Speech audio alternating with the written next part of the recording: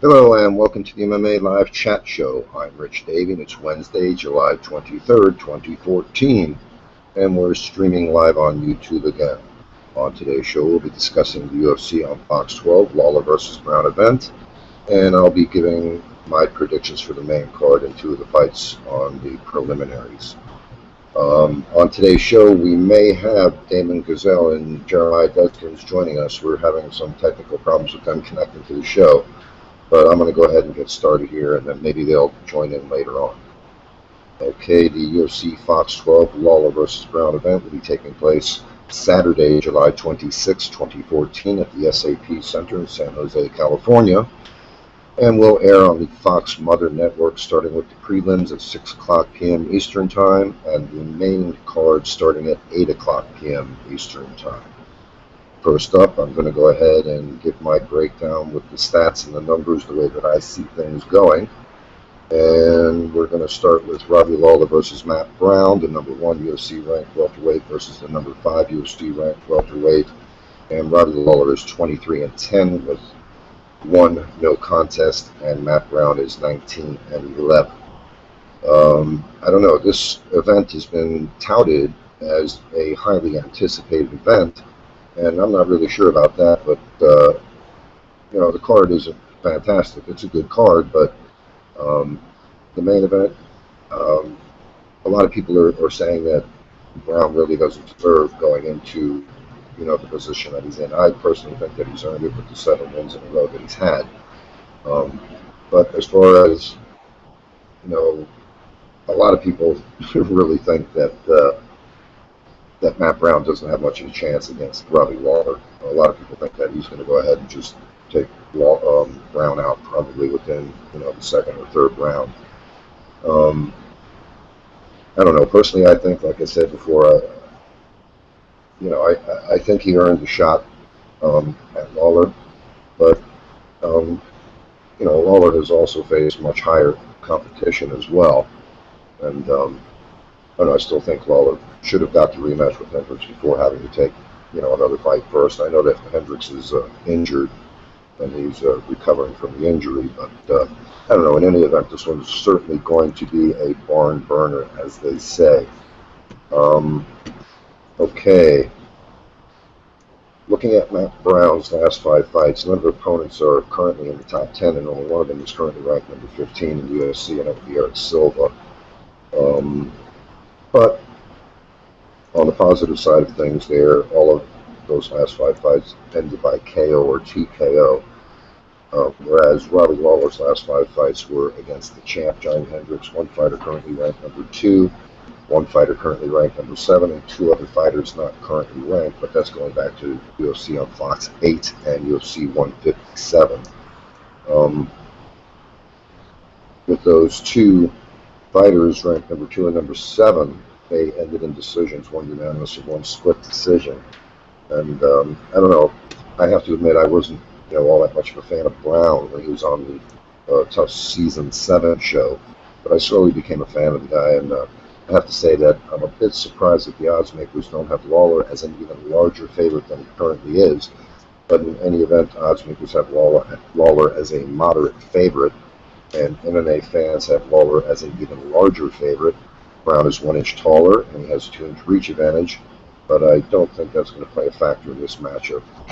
As we've mentioned on a couple of the other shows that we've done, Brown seems to have an issue taking body shots, and I believe that Lawler will be targeting the body early on.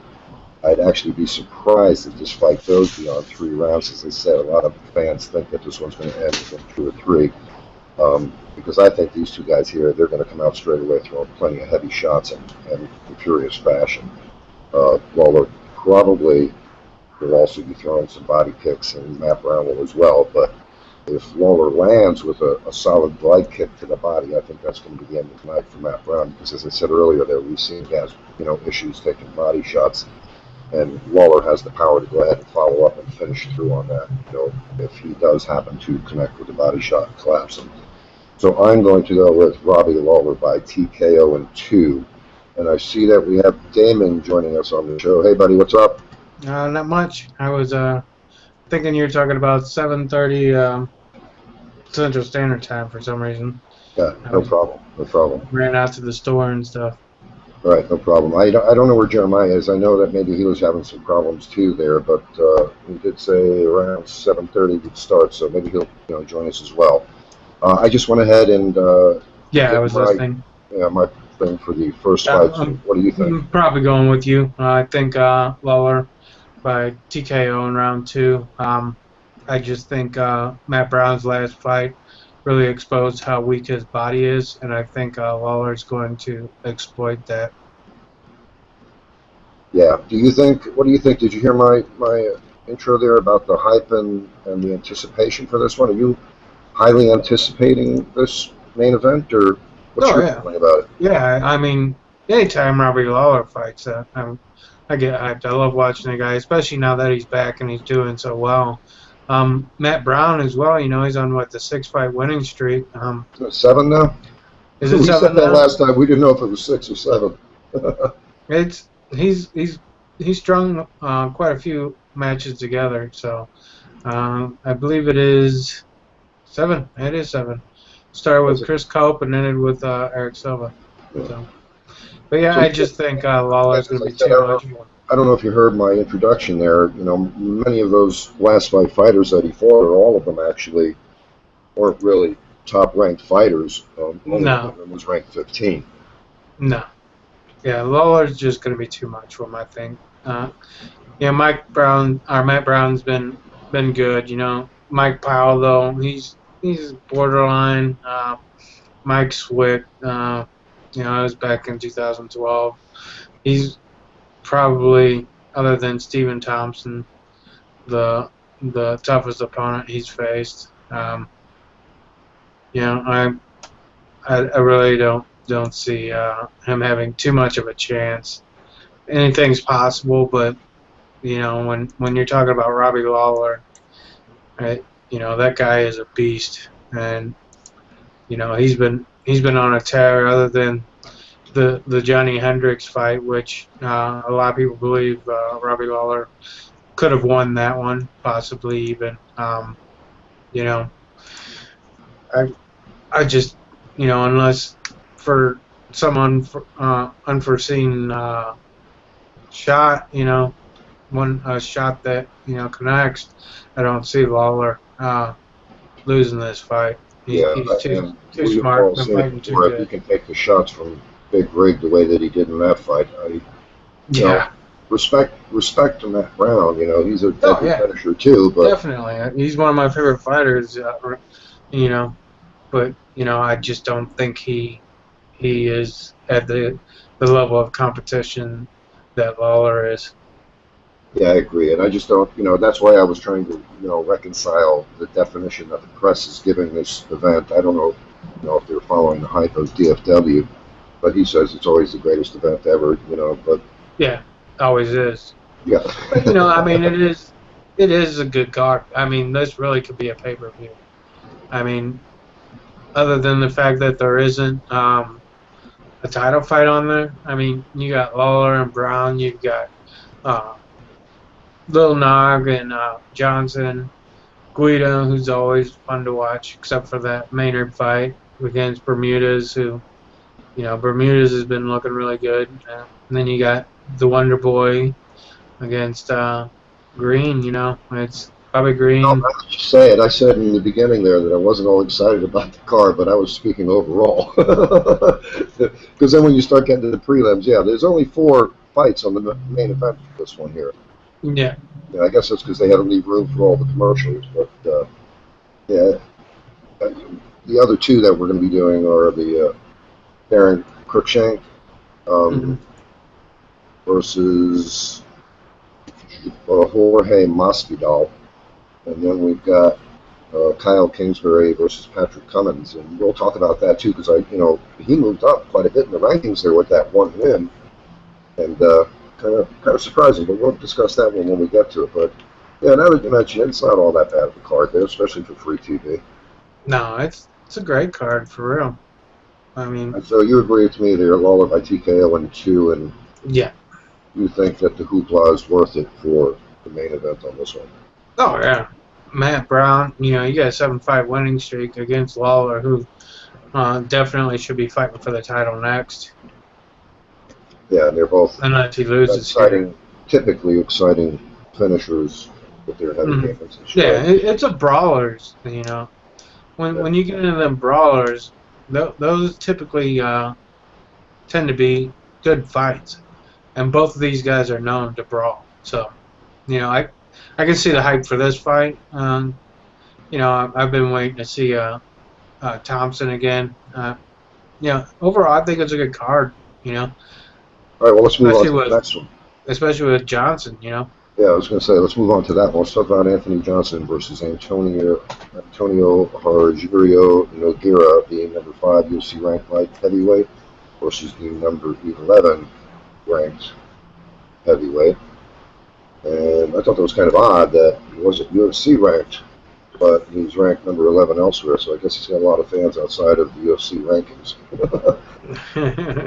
But in any event, Anthony Johnson is 17-4, and Little Nog is 21-5. How do you see this one going, buddy? I'm definitely going to go with Anthony Johnson on this one, just based pretty much on his last fight. I think this is his weight class. You know, if he can keep away from Nogueira's sub game, I think he's going to have a really good chance of putting him out. I think Yeah, he's only got what? One loss by sub, or what is it? Johnson. Yeah. I believe he in the UFC. I'm pretty sure he's got at least one. Let's see. Yeah, Belfort. He lost to Belfort by submission. He lost to Koscheck by submission as well. Oh, he did, yeah. Yeah, Any more than that? Just and 2. Reg Clemente. Oh, really? 3 submission losses. So, yeah, that might be a little problem for him. But that was a while ago when he was struggling to get down to 170, right? Yeah. Yeah, but if you're going against smaller guys, well, Belfort's not really smaller, you know. No, he's not. And he's got a pretty good submission game. He almost he just got cleared Jones. from the NSAC to Really? Yeah. Which I was kind of surprised. That's surprising. Wonder what he took to cover that shit up. Yeah. So, how did you said Johnson by what? I'm thinking probably a decision. Oh, really? I was thinking TKO, but I don't know. I think Little Nog is a pretty good fighter. I think he's a smart fighter. I think Johnson, having been submitted in the past, is going to try and play it safe with him. Well, I can tell you this. Most fans of Minotauro think that it is going to go to a decision, and they likely would pick him by decision. So we got some support there, but let me do my breakdown. I'm picking Anthony Johnson by decision. Yeah, yeah. Well, I mean, as far as the fight going to a decision there, but let's see. Odds makers and fans both heavily favor Johnson in this matchup, but fans don't give Little Nog a chance at all in coming out with the win. Other than a 1-inch advantage in height for Little Nog, every other factor favors Anthony Johnson to win this one. Johnson is also 8 years younger. He enjoys a 3-inch reach advantage, and Minotauro hasn't fought in almost a year and a half now, so I'm going to go with Johnson by KO in 2. But like you said, it turns into a ground game there. It could go decision. Yeah, Johnson didn't look the quickest either in his match. He definitely was a more aggressive fighter, but he didn't look awfully quick or anything, which neither is Rogerio Nogueira. But yeah, I don't see them really. I don't see Nogueira really trying to stay in Johnson's wheelhouse. I see him trying to get a couple shots in and moving around, maybe trying to push pace a little bit, but Johnson's a big guy and he likes to push pace. It's going to be an interesting fight to see.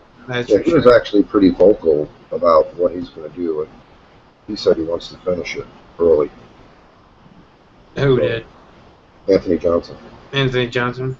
All right. Hopefully he backs that up if he's talking like that. I hate that. Well, it's too bad that Jeremiah couldn't join us here, but we're going to have to move on. Yeah. All right, let's go on to the next one here. Clay Guida versus Dennis Bermudez, the number 7 UFC ranked featherweight versus the number 12 UFC ranked featherweight. Clay Guida is 31-14, and Dennis Bermudez is 13-3. And how do you see this one unfolding, and what is your prediction for this one, buddy? Oh man, this one's hard. Bermudez has been looking great. Guida is down at a smaller weight class, so the guys are quicker.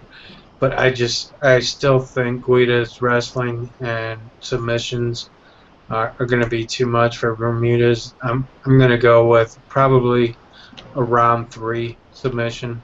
Oh, wow, awesome. Let me document that. Yeah, I just think Guida is going to wear him down and eventually get into a spot where he can get the submission. Yeah, I also had a tough time looking at this one and making a decision on it there. My breakdown, the things that I saw when I did my research on the numbers and the stats and everything, Bermudez is a slight favorite by odds makers, but even a larger favorite by fans. And even though Guida is ranked number 7 in the UFC and Bermudez is ranked number 12 in the UFC, outside of the UFC rankings, Guida is ranked number 9 and Bermudez is ranked number 14. That's likely due to the fact that Guida is 2-3 out of his last 5, while Bermudez is on a 6-fight win streak in the UFC. So, you know, looking at those numbers and everything there, I want to go with Bermudez for the win. But, you know, for me, I agree with you. I'm going against all the factors that say Bermudez does win this one. And I'm going to go with you there. I'm going to take Guida for the win, but I'm going to go by decision because I also think it's going to be, you know, a ground event as well. I don't know how early that's going to transpire, but like you're saying, if it happens early on and Guida doesn't stand there and just bang away, I think he gets the decision in this one. So yeah, Bermudez did lose to Brando via submission in the Ultimate Fighter, so yeah, I don't know. I like Bermudez. I think he's definitely a good fighter. You know, he's beat guys like Max Holloway, who's one of my favorite fighters as well. But I just, you know, I think Guida's got too much experience, and him coming down from lightweight is going to actually give him an advantage, especially with how mobile he is. You know, these guys are quicker, but Clay Guida is one hell of a hard dude to catch. yeah, he's got almost 3 times as many wins as Bermudez has wins, but he also has 4 times as many losses as well. So yeah, it's going to be interesting. But you know, again, with Clay Guida, it's always an exciting fight, and you know, it's going the fans are going to love it. Except for the Maynard fight. The Maynard fight was horrible. Yeah. Yeah, but if you look at his losses too, I mean, he's not losing. He's not losing to guys that are. He's losing to high caliber opposition. Yeah, his last loss was against Mendez. You know, that guy's a beast. He was supposed to be fighting for the title against Aldo, but we all know what happened there. Yeah, he's actually matched up to fight. Who the heck is that? They just announced it today. All right, Sip. What's that about Chinaldo caught on cocaine? Who? What? It's on YouTube. I didn't hear anything about that. Who's on cocaine? Chinaldo. Oh, really? Oh, shit. That's an 80s drug. Isn't it? Yeah, but it still works. People are still doing cocaine. Yeah, I'm sure they are. All right, any more comments on Guida and Bermudez? Not really. Like I said, we'll just have to see how it plays out. Yeah, we pretty much both agree. We just think it's going to end differently there, but at least we're both picking Guida. We're going against the odds because we have balls. He's also asking what the sick fight Bermudez was in about 3 fights or so ago. I don't know. Dennis Bermudez has been in quite a few scraps. So we see so many fights. I'm almost thinking it probably was the Max Holloway fight that you are thinking of, Sip. I can't remember any fights. I watch them once they're done. Boom. I mean, unless it's something like outstanding, where it's a historic event or something like that, I typically don't remember it. But I've got to go back and watch them over, man. Once they're done, I'm finished with them. Yeah, I mean, I it's one find of that those all across things. the It's table so hard to keep at picking winners and track future of. fights. Yeah, there's so many fights now. It just is so hard to keep track of what's going on, which is unfortunate for us when we're trying to do predictions. Yeah, right, exactly. All right, we're going to move on to the next one here. This is the opening fight on the main card, and this is one that you're interested in seeing because it has both Josh Thompson and Bobby Green in it. And that is the number 3 UFC ranked lightweight versus number 13 UFC ranked lightweight. Josh Thompson is 20-6, and Bobby Green is 22-5. So, looking at things straight away on the surface there, everybody would probably think that Josh Thompson is going to win this one here. But comments on this one, and how do you see this one ending? Yeah, I like Josh Thompson. I like his fight style. I don't know. It's a hard one to call. Bobby Green isn't a chump. You don't get rated ranked 13 for no reason. He is on one hell of a winning streak. He's got 6 fights in a row that he's won. Um, I'm not sure if he's faced the competition, the level of competition that Josh Thompson's faced. But right now, Josh Thompson's got a win-loss, win-loss, win-loss kind of record going. Yep. Where with his last loss coming to Benson Henderson and his last win against Nate Diaz. So I think he's due for a win. I'm going to go with Josh Thompson by round 2 TKO. Josh Thompson by TKO in 2. Well, a lot of people are with you on that. Oddsmakers have Josh Thompson as the favorite, and MMA fans highly favor Josh Thompson over Bobby Green. Both men are 5'10", but Green has a 2-inch reach advantage. And Green is also 8 years younger, which usually is a factor that plays into the unfolding of the fight as far as things going distance and more power and things like that. And as you mentioned there, we both think alike there. Thompson is on one of those win-loss patterns, and has gone 2-3 in his last 5, while Green is on I believe it was a 7-fight win streak. I might be wrong because you said 6. But Thompson also, he's fought better opposition, so that gives fans something to think about there, even though he's gone 2-3 in his last 5. But I am going with the underdog once again.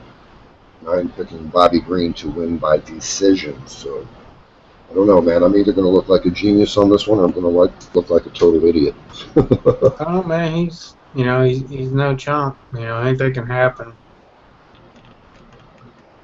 Yeah, it's good to see young upcoming fighters doing well and having such streaks like that. Yeah, I mean streaks are meant to end. Oh, So, it was Matt Grice fight. So I'll have to rewatch that fight. Dennis Bermudez versus Matt Grice. I just pulled up this information on ShareDog, and that's 1, 2, 3, 4, 5, 6. Yeah, 7-fight win streak. His last loss was to Cavalcante back in Strikeforce and won Global. And that was in the Fedor versus Henderson event, where Henderson knocked out Fedor. Yeah, it's funny to see how some guys get hyped up and others don't. Bobby Green, yeah, maybe he hasn't been facing the top of the top guys, but you can't put down a 6-fight winning streak. I guess maybe some people are holding it against him for that issue in the James Krause bout, where he kind of hit James Krause below the belt a couple times there, and the fight was stopped. How did they call that one? I got the page in front of me here. Holy shit.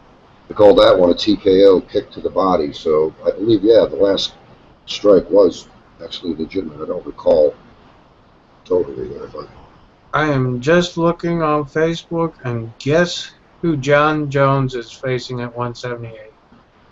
John Jones Yes. at 170?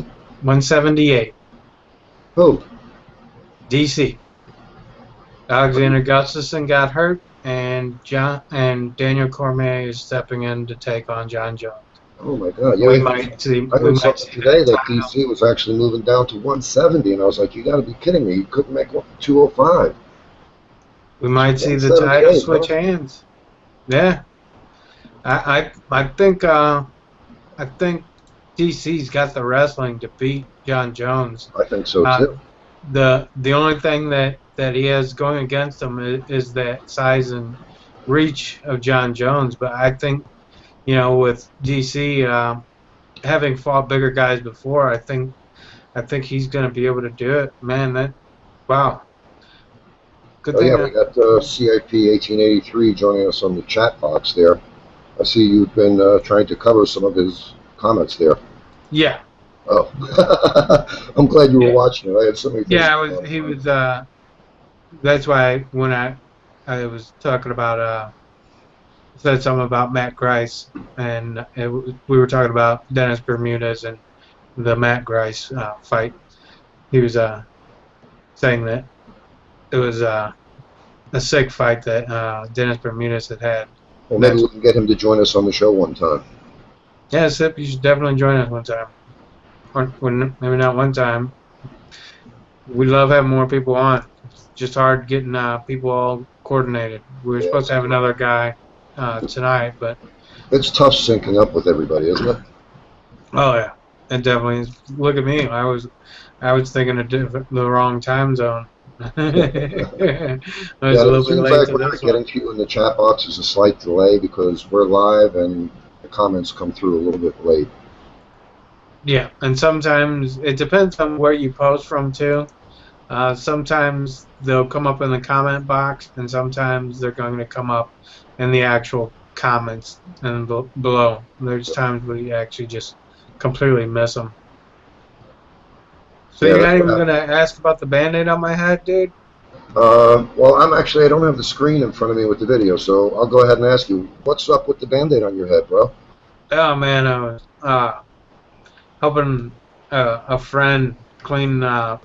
He had just drained the pool and was cleaning it, and there was he had, I don't know, it was like brown shit around the edges. So I was going around putting pool shock around it, and while I was pouring that on there, I had already poured bleach on it before to see if that would work, and it wasn't working. It was slippery, so I was going down the line. And I didn't realize it, and his deep end sloped bad, and you know how slippery bleach can be. And boom, straight down. I got probably about a 1-inch gash. Oh my God, are you all right? Yeah, I hope so. I already took a nap today. No, I didn't pass out. I just fell, hit my head, bled all over the place, and started getting chemical burns from that pool shock. That's in a bad spot too. It's going to look like you were fighting Alexander Gustafsson. Yeah. Yeah. Well, so that's a bummer. I can't believe he's out of the fight, man. Yeah, dude, I'm actually kind of happy. I definitely wanted to see the Jones versus Gus fight, but I was more wanting after the Henderson fight, wanting to see what DC can do against John Jones, because you know, we've already seen what Gus can do. Yeah. Well, I just can't believe it's at 178. I mean, John Jones coming to 178. He's going to be a beanpole. Well, I mean, 178. They had just finalized that card not too terribly long ago. He was already planned. He was already knew he was going to be fighting at 178 against Alexander Gustafsson, they just didn't have an arena yet, and it's going to be at the MGM Grand, I believe. So, I mean, he's known for a while that he was going to be fighting. So, Oh, so I got you. Here I am all fucked up here. I'm thinking 178. You're talking about a catch weight. I'm like, holy shit. no, UFC 178. It's 205. Dude, what the hell? I'm Well, the 'cause one I that hit heard- my I head heard today. today I'm the I one heard that that- hit my head today. What's wrong with you? Well, I heard today that DC is going to try to cut to 170, and I'm like, 170? Maybe he's not liking Church's chicken anymore or whatever it was, or Popeyes. All right, so any more comments on Thompson and Green? Nah, can't wait to see it. Okay, yeah, me too. I'm excited. It should be a great fight. And yeah, that is the main card there. And since there are only 4 bouts on the main card, we're going to do a couple of undercard predictions as well. So, Oh, one second. I'm just reading something here. Another breaking news thing, I guess. It looks like Chael Sonnen was facing a lifetime ban and a $250,000 fine, and instead, the Nevada State Athletic Commission offered him a job and fined him nothing. are you kidding me? No, this is what Cage Potato is posting right now. Yeah, that doesn't sound legitimate, man. That sounds like all kinds of conflicts of interest there. It's from the hearing today. Yeah, they were both at it today, Vitor and Chael. So, I mean, I guess they're feeling mighty generous today. Vitor gets the permission to go ahead and fight at 178, right? dude, what a crazy news day, man. That is, wow, Chael Sonnen is actually going to be working. Oh, did you hear the other news since we're going off topic here? Go ahead. I haven't heard it. They're saying that they just may very well sign Gina Carano, and that they will fight in December if they do sign her. Yeah. Yeah, so Rousey Carano in December if Carano gets signed. All right. I mean, I That's don't kind of hard to necessarily agree believe, with her isn't it? getting an immediate shot, but, I mean, I saw a couple of sites post that, so I don't know if it's true or not, but that's what I've been reading. No, if they sign her, I'm sure she's part of the deal is that she gets a shot at the title. Yeah, that'll most definitely be a pay-per-view event, so she'll get a percentage of that. No, yeah. For them to actually sign her back, she's got a name, She's a movie star now. Yep. Somewhat of a movie star, not maybe a B movie star. But still, I mean, she's making money doing that. All right, let's go ahead and move on there to the primary fight on the preliminary card on Fox, and this is on the Mother Network, for those who don't know. Darren Cruikshank versus Jorge Masvidal, the number 35 ranked lightweight versus the number 14 UFC ranked lightweight. Darren Cruikshank is 15-4, and Jorge Masvidal is 26-8. Comments on this one, buddy? It is going to be a big test for Darren Cruikshank. I don't know. I was wrong about Cruikshank the last fight, but I really am thinking Masvidal is actually going to make this fight go to a decision. I think he's going to get it. He's a pretty good fighter. Cruikshank's looked really good, but eventually a guy that is pretty much, I would say, he's how would you say it? He doesn't have. He's got pretty much one game plan. I don't think he's very versatile. I just think Masvidal is going to be a little bit too much for him. Yeah, a couple guys on the shows in the past have also mentioned their doubt and skepticism about Darren Cruikshank, but shortly after he got a couple of wins in a row there, they changed their mind and they became fans of his, and they said, "Oh well, I'm never going to down him again." No, he's a good fighter. Yeah. Yeah. But yeah, I remember who you're talking about, Alex. But you know, that is only 2 wins in a row. And You are right. I am talking about Alex. he's got I tried to get Cruikshank. him on the show a couple more times, but he's always been too busy. Cruikshank faced Chris Tickle and Henry Martinez in one, and then lost to McDessie, and then fought and beat Eve Edwards, and then lost to Adriano Martin. So, I mean, he hasn't put 3 wins together, and I don't think he's going to this time either. Yeah, Eve Edwards. That's funny. I have a friend down here. He's Haitian. His name is Eve as well, but he goes by Eves. It always throws me off when I see that name because my buddy Eves, as he likes to be called, doesn't go by Eve as most people would say it. But it always throws me off when I see that name. It always reminds me of him. And he always says to me, "Hey, rock and roll." He's Haitian. "Hey, rock and roll, bro. What's up?" But he's a cool guy. It was funny because he was a smaller fella, but holy shit, I didn't see him for a few years, and then one day I saw him and he was all jacked up. I was like, holy shit, what have you been doing, man? You look like a mini Alistair Overeem, man. Yeah. Jacked up on the juice, huh? Yeah, that's what it looked like. I don't know for sure, but it was jacked up, man. All right, so you're going with Masvidal by decision. Yeah. Okay, odds makers have Masvidal as the favorite, but fans seem to favor him by a large margin. So once again, Cruikshank is the underdog. Both fighters are 4-2 out of their last 6, and both fighters are 2-1 out of their last 3. Masvidal has a 3-inch reach advantage, and a 3-inch height advantage, and a 1-inch reach advantage. And I do want to go with Cruikshank because he's been surprising some fans lately, and I am a fan of his. So that kind of wants me, to go off again and say I'm going to go with Cruikshank. But I don't know, man. I think I'm going to go the opposite way. I'm also going to go with Masvidal by decision. So I am in agreement with you on that. I've already taken a couple of chances. This would have been my 3rd risk on the night. Any more comments on this one? No. Okay. Let's go ahead and move on to the next one there. And we spoke about this briefly a little bit earlier there.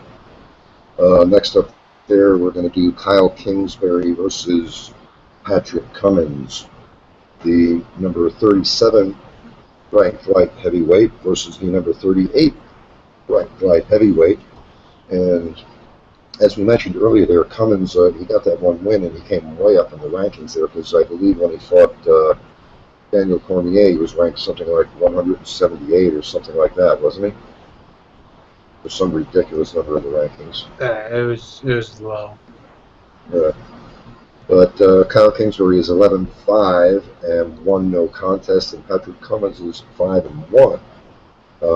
Pretty interesting here because I don't know how you see this one going, but a lot of fans are surprising me with this one here, and even some of the the stat things that I look at there have Cummins winning this one. So how do you see this one going?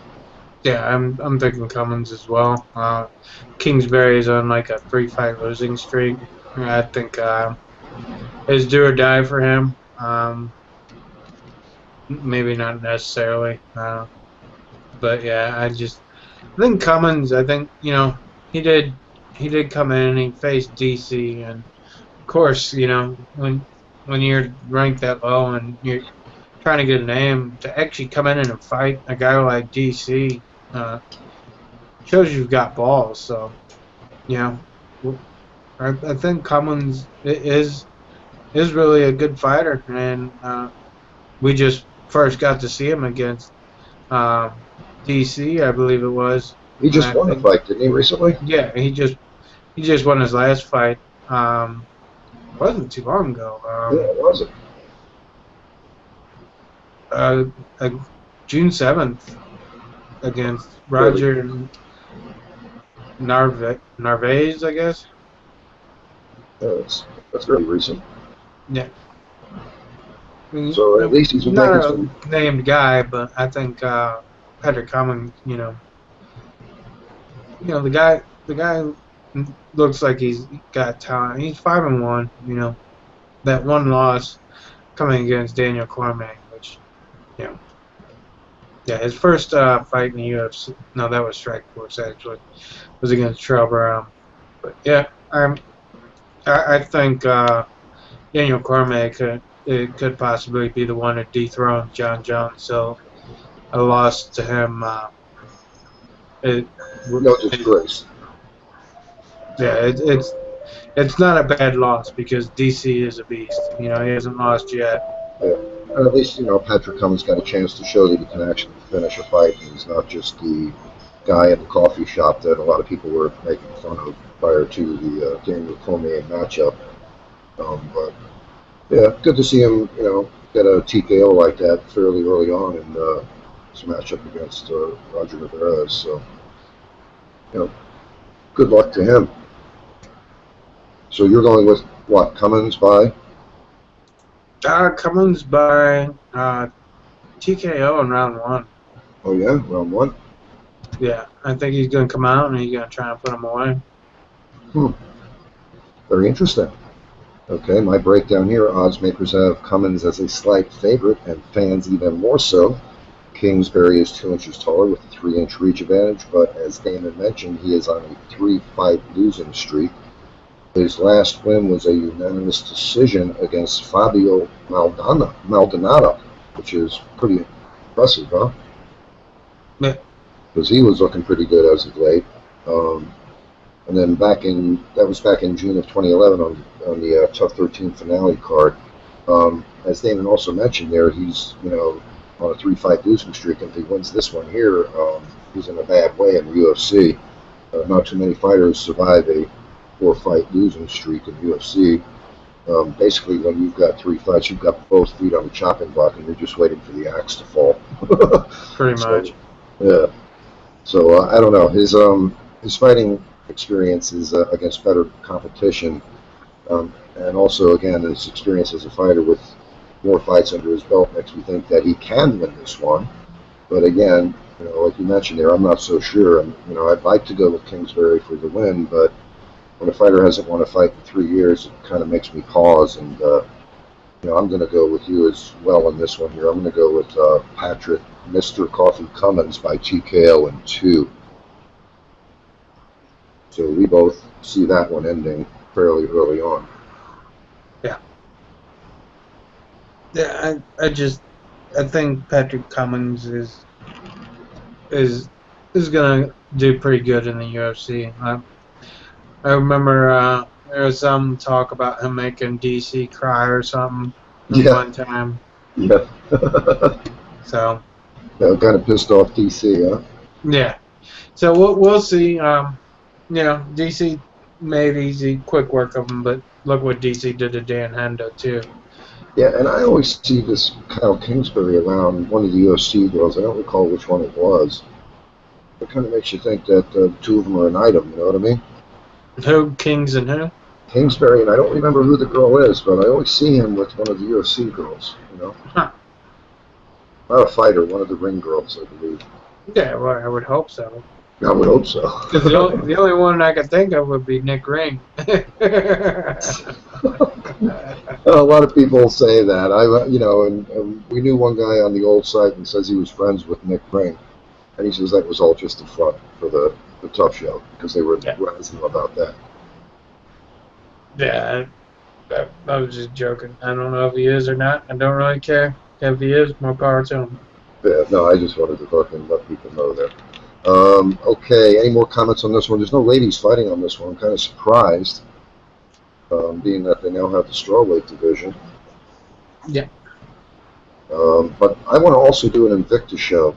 The Invicta FC8 event is coming up, so we'll do a show on that. Are you up for that? You still have your fight pass? No, I got rid of it. Yeah, I believe June was the last month I had it. I just, without them having an app or anything for like PS4, only being able to watch that on PC on your PC really sucks. And like this last fight, the card they just had, yeah, it had Conor McGregor on it, but other than that, the card didn't look that great to me. So I was on the edge. I was like, do I want to see Conor McGregor fight? Do I not? It was pretty much, yeah. Well, Michelle It, Waterson is the main event on that one there, and I was actually thinking about getting it for the trial period just to see Michelle Waterson's fight because I've been waiting for a long time to see her follow-up fight after she won the Atomweight Championship over there. So I'm hoping she wins that fight. yeah. She just put a picture out of herself on Facebook announcing the fight. Did you see it? Do you follow Michelle? I don't know if I do or not. You would know. You would have seen the picture. But it's hard to believe she's such a tough and beautiful little woman, man. It's surprising as hell when you look at some of these women and go, oh my God, you're a fighter?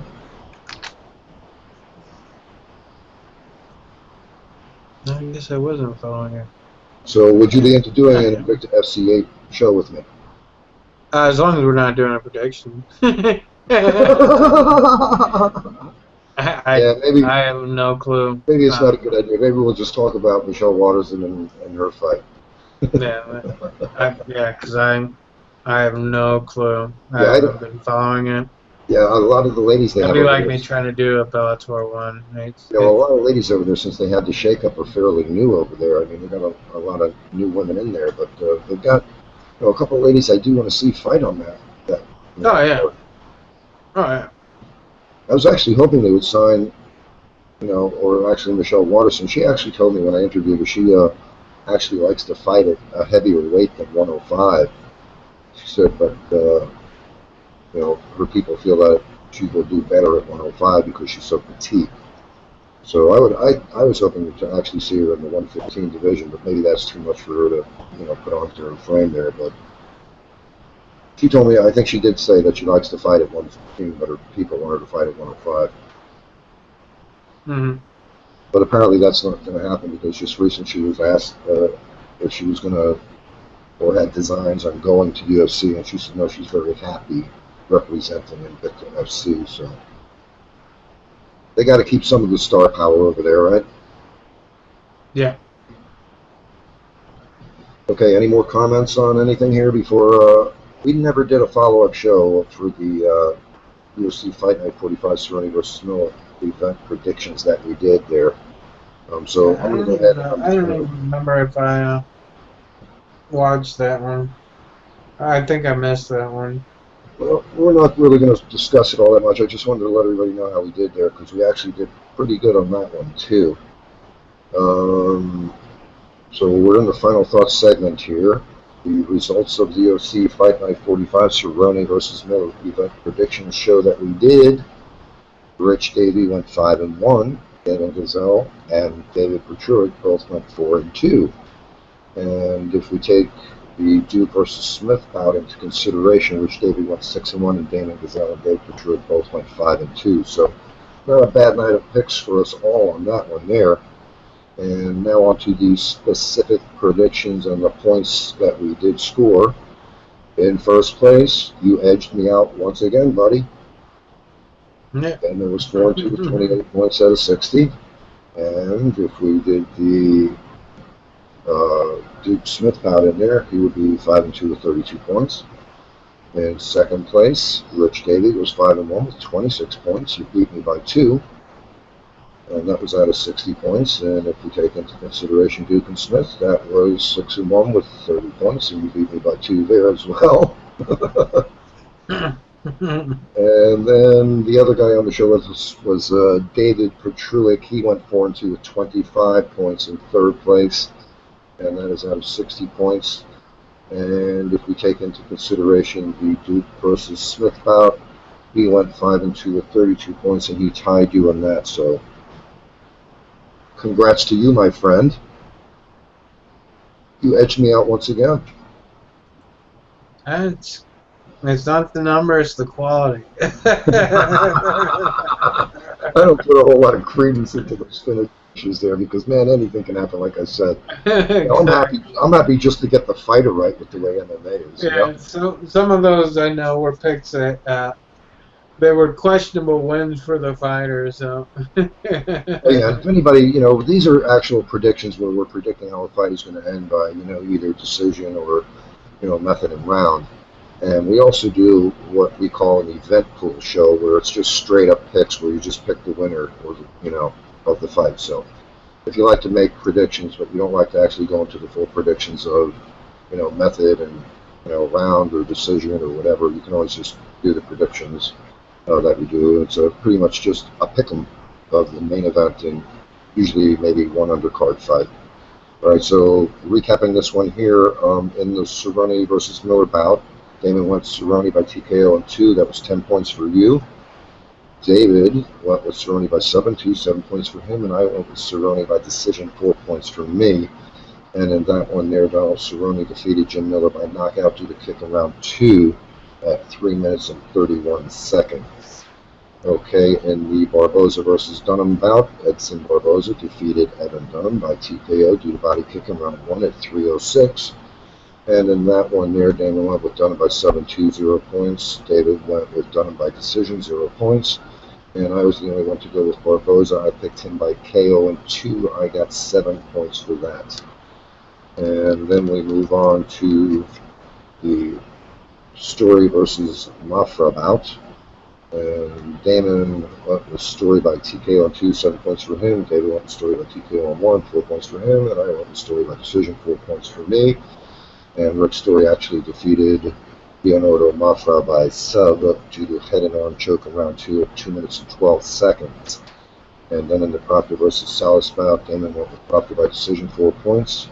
David went with Salas by decision, 0 points. And I went with Proctor by decision, 4 points. And Joe Proctor defeated Justin Salas by TKO due to strikes in round 2 at 3 minutes and 27 seconds. And then I'm going to butcher this guy's name again because I kept hearing John Anik pronounce it a couple of different ways on the night of the fights. But I'm just going to call him Alp. So Lineker versus Alp. Damon went with Lineker by TKO on 2, 7 points. And David went the same way, 7 points for him. And I went with Lineker by TKO on 2 as well, 7 points for me. And John Lineker defeated Alp by TKO due to strikes in round 3 at 4:51. And then we have the Martinez versus White bout. Damon went with White by decision, 0 points. David went with Martinez by 7-3, 7 points. And Rich went with White by TKO 2, 0 points. And Lucas Martinez defeated Alex White by TKO due to strikes in round 3 at 2:08. And then in the Smith versus Duke bout, we all pretty much felt like did you see that fight, buddy? Which fight? Duke versus Smith? No, I missed that one. Yeah, we all pretty much felt that Jessamine Duke wasn't going to fare well in that one there. And actually, you and I chose decision, thinking that it was going to be a fight that, went some distance there, but it did not turn out to be that way there.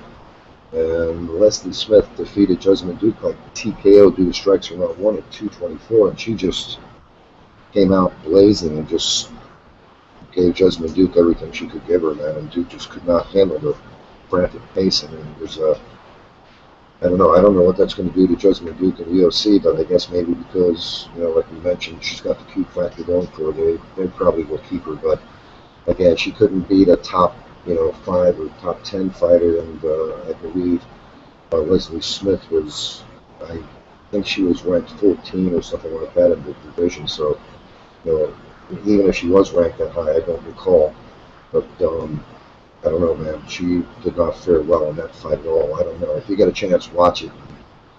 She was pretty much just manhandled. I hate to use that term when women are fighting, but pretty much she was just smothered by Smith and just was relentless with her strikes to the body. So That one there, you went with Smith by decision 4 points. I went with Smith by decision 4 points, and David went with Smith by TKO in 2, so he got 7 points. So not too bad. We did all right on our predictions for that one. Any other comments? No. Any other topics you want to mention? I know. No, we pretty much covered them already. Well, All the big news. I know that Jeremiah. I'm sorry he couldn't join us. He said he was going to be here. I don't know. I guess he had to work late or something there. But he said he wanted to mention something about Anthony Pettis versus Gilbert Melendez. So we did mention earlier that there was December. Yeah. They finally got a date for it in December. Yeah. And then again, he also mentioned here. I don't know if you heard the news beforehand or what. But if he didn't, then he's a Nostradamus there, because he was mentioning something about that December card would be a good time for Rousey versus Cerrone to take place. And if he was here, he could have bragging rights for mentioning that beforehand. Yeah, hopefully, December usually has, I believe they have 2 pay-per-views. I think they have one early in the month and then one towards Christmas. Something. I know they always have one right around the New Year. So, I mean, it could be 2 different ones. It's hard to say. The way they were saying that they canceled 176 because they didn't have a championship match for it. If they are going to do pay-per-views only based on championship fights, it'd be kind of stupid to actually put 2 championship fights on a card. I think it's possible that Rousey versus Cerrone could actually sell itself. Well, let's also talk about that. We spoke on the last show. Remember, we said something about starting up a UFC, an EA UFC league. Yeah, we actually went ahead and followed through with that. So yeah, we've got it going. We've done the first event. We only had 3 people sign up for it so far. But the EA did release a patch, and TJ Dillashaw, Tyron Woodley, and Takeya Mizugaki within the last couple of days. The patch did make the game a little off, I think.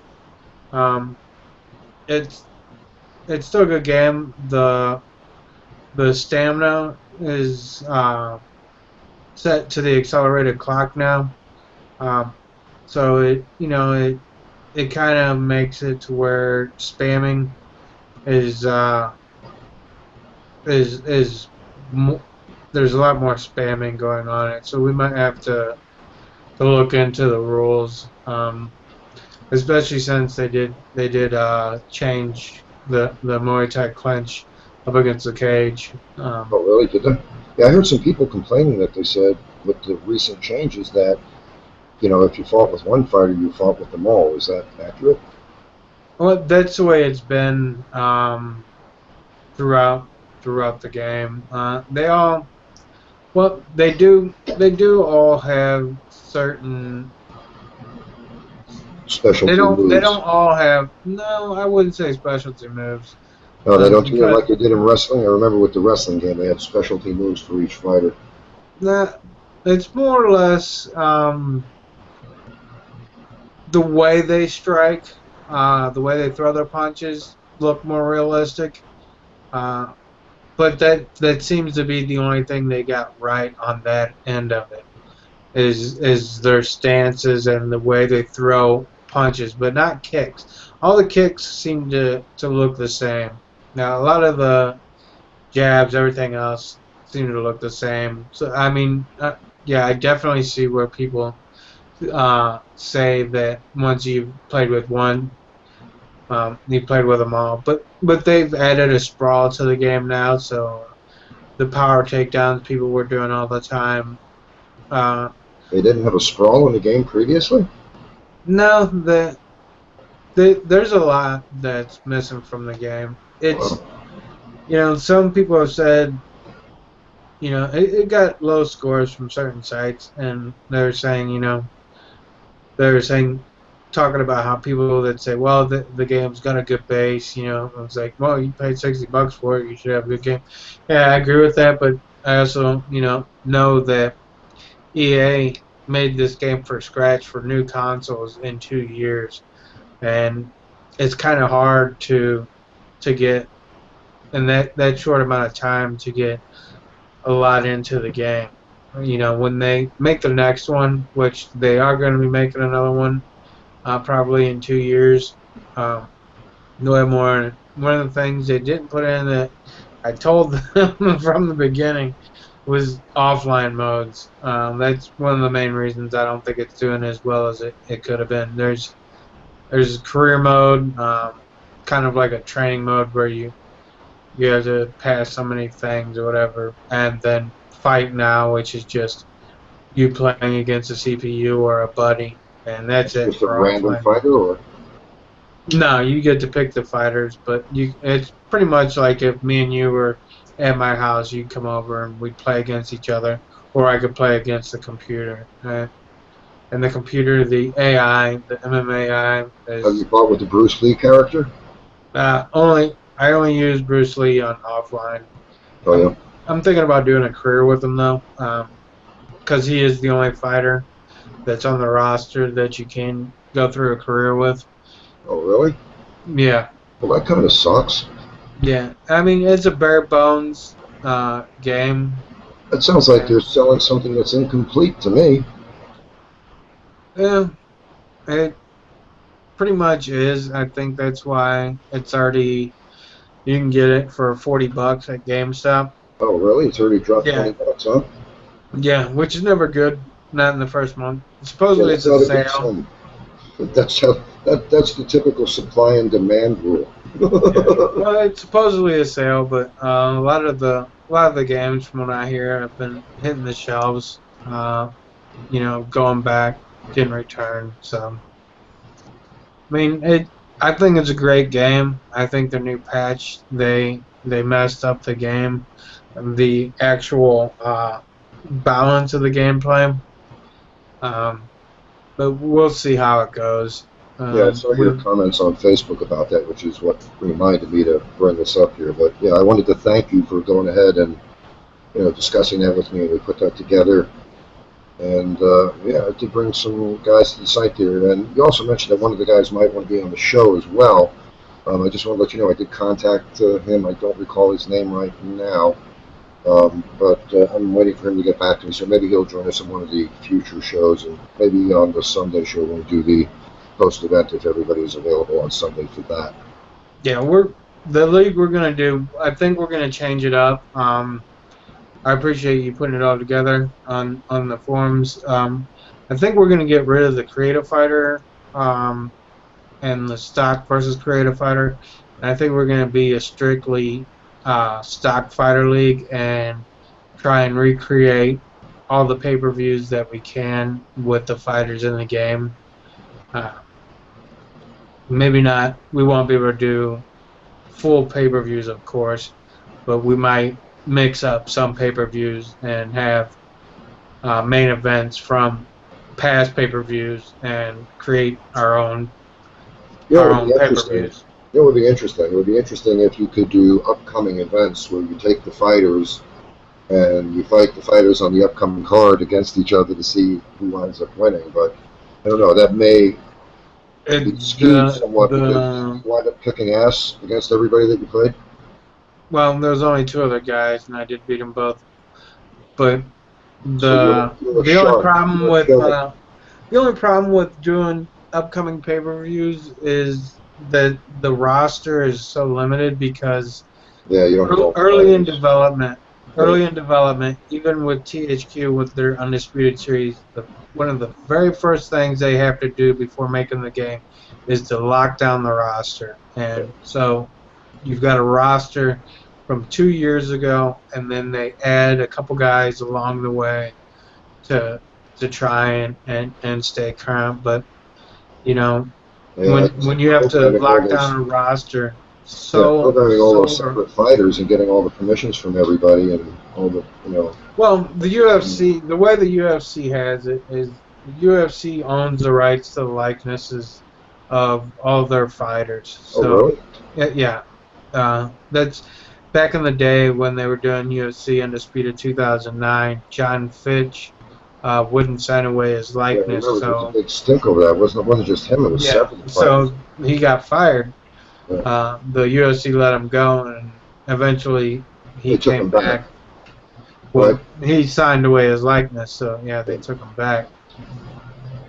Well, it's kind of hard because I guess, like you're saying, it takes so long to go ahead and program everything, and you kind of want to have, a heads up as to who is actually going to be in, the UFC, when the game is finally released, and to have, long term, and I guess you could call Fitch a legend in the sport of MMA, and especially in the UFC. It would be nice to know whether or not he was going to be around or not. So, yeah, on one hand, it seems like it's kind of playing hardball with the guys, which it is. But on the Hmm. other hand, if you look at it from the UFC's perspective, they got to know who's going to be there and who isn't.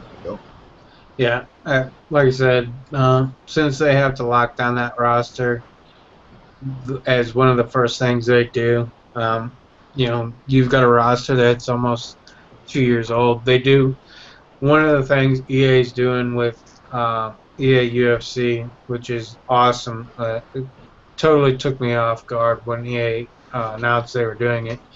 Is like I said, they had just released three fighters: T.J. Dillashaw, Tyron Woodley, and Takeya Mizugaki. All of those were free fighters, which usually with EA and a lot of other companies, those would have been you would have had to pay for those fighters. That So, really blows. I pro- can't believe it's like so much greed in corporate America today. It's unbelievable. I don't know with this game though. Props to EA. If they're gonna put out DLC for older fighters, and they're supposedly supposed to keep doing fighter updates, adding new fighters. I believe Gunnar Nelson was going around. It was that he was going to be put in the game, and I believe Jessica I also said she was going to be in the game. That would be So awesome. yeah, so I mean, as long as they keep doing fighter updates and trying to keep the roster up to date, I think it'll give it Those who and don't know, I reverse some of the things they did in the patch. I think the game will have replayability online, not offline.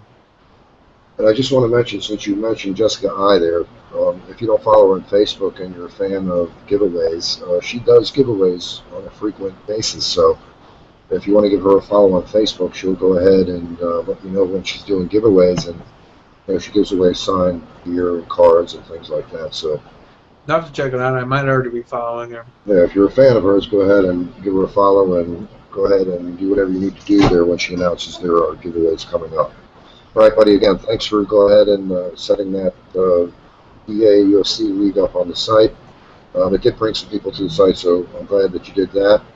And I don't know. I guess we pretty much covered everything. I know there's probably more news out there, but we've been on for about an hour now. I want to apologize to everybody for starting late. We either had a miscommunication with the guys there about what time the show started, or Jeremiah had to work late. I'm not sure what happened, but Jeremiah was going to be here, but unfortunately he couldn't make it. So maybe we'll get him on the next one. All right, bud. Thanks for being here. I appreciate you taking the time here. We're at the end of the show, so go ahead and say goodbye, my friend. All right, Rich, it was a pleasure as always. Sip, thanks for stopping by, seeing what we're up to. Um, Goodbye to everybody else that might watch this. Okay, and stop by MMA Chat and join us in the event pool, where you just have to make straight picks. All right, buddy. We'll All see right, you Rich. next time, my friend. Have a good one. You too, bud. All righty, bye-bye.